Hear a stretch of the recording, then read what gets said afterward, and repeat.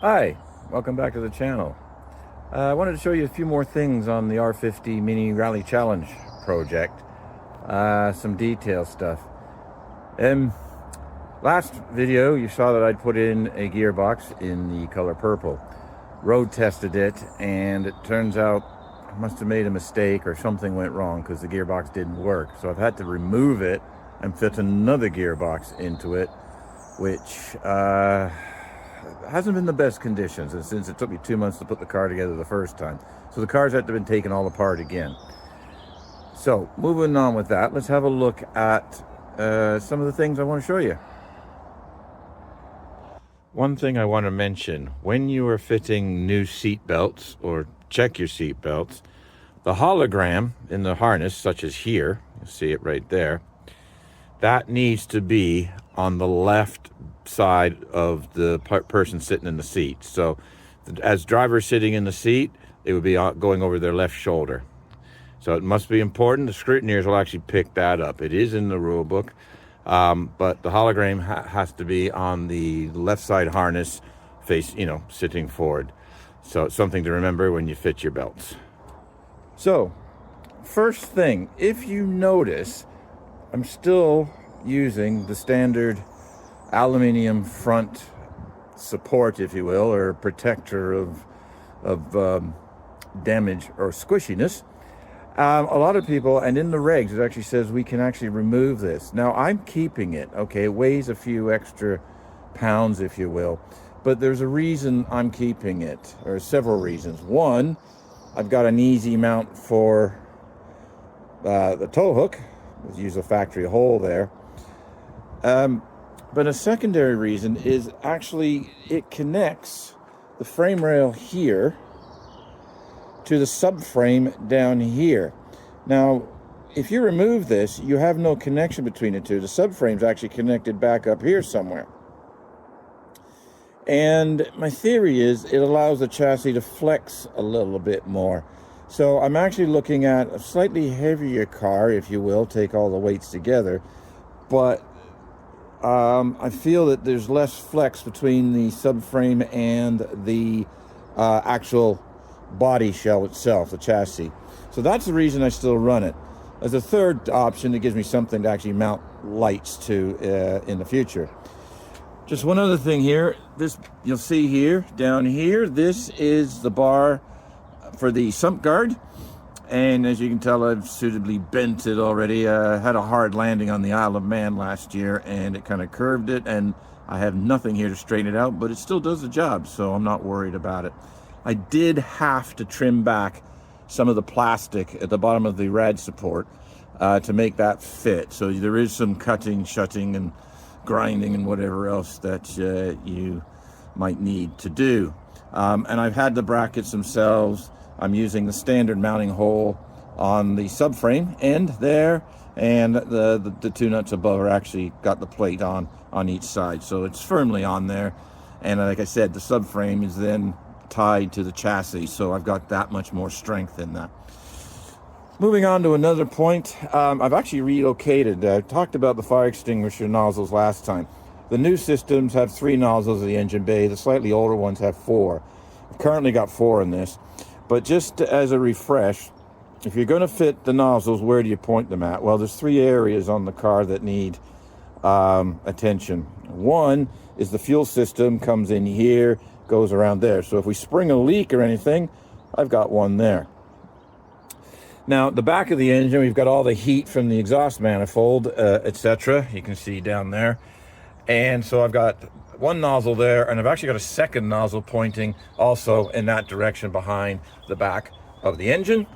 And thirdly, I have this nozzle here where I've got the electric. So that's the fuses, and that's where your higher current is. So, and the ECU. So if we end up overheating or something like that, weirdly enough, then I've put the other nozzle into the electrics there.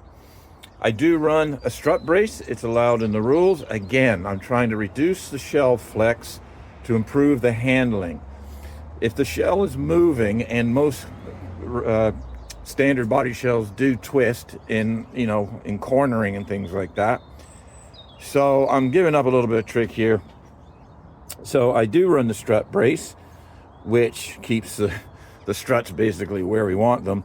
But also I've added in now, we're allowed to reinforce this area. Now I have a set of welded bits in, but I have not been able to do it. But what I do have is I actually have another plate that's going across there, another strengthening, a reinforcing plate. And I've modified it so that I can still use the camber plate. So I've actually slotted the plate, and it's now bolted underneath there. So I've got that extra reinforcement strength there. So I've got another layer of material on the strut mount. So that's why I run that. You'll see now that I've got the fuel line all secure properly. It's not rubbing or chafing on anything. And the non-purple gearbox is in there.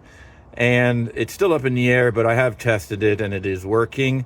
So hopefully I get everything done today, because it's actually going for MOT tomorrow morning.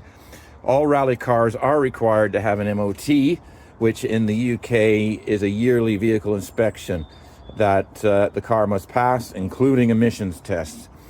I know some rally people who know MOT testers are probably smiling at that comment at the moment.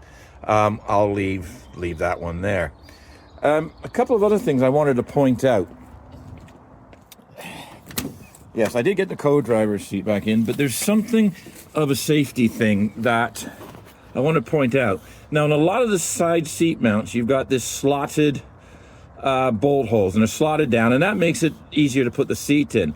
However, they only give you a small washer, so you've got less than 50% surface area of the bolt head to the plate holding the seat in that you want to stay in place in case of an impact at high speed. So as a precaution, I've actually installed, you'll see these large, what they call repair washers here. So it's an 8mm bolt, standard 8mm bolt, but I've used a large repair washer, and I now have a larger surface area of contact, less likely of a failure happening in case of an impact. And this is on my co-driver's side. So I really don't want him flying out of the car while I'm doing something stupid. Funny enough, my driver's seat, as you'll see there, I don't have any slots in them. They are just straight holes, so I do have 100% contact with the material, so better held in. The fire extinguishers are back in the car. They've been serviced. They must be serviced once every 2 years, and up to 10 years you can use the bottles. These are the old AAAF ones. I am going to be switching to a chemical, the newer Lifeline one, which is a slightly different product, a little chemical. From what on my research and what I've been told, is actually a little bit better condition. So a couple of extra things. You'll see the seats back in place. I did not get all the jobs done that I wanted to get done due to the fact that I had to put another gearbox in the car. So I'm going to end the video there. Hopefully that was a little more helpful information, and hopefully next video it will be coming from the event that we're doing a week from the date of this video, which will be Race Retro. So hopefully the car will be done and I will document that and see how it goes. Until next time.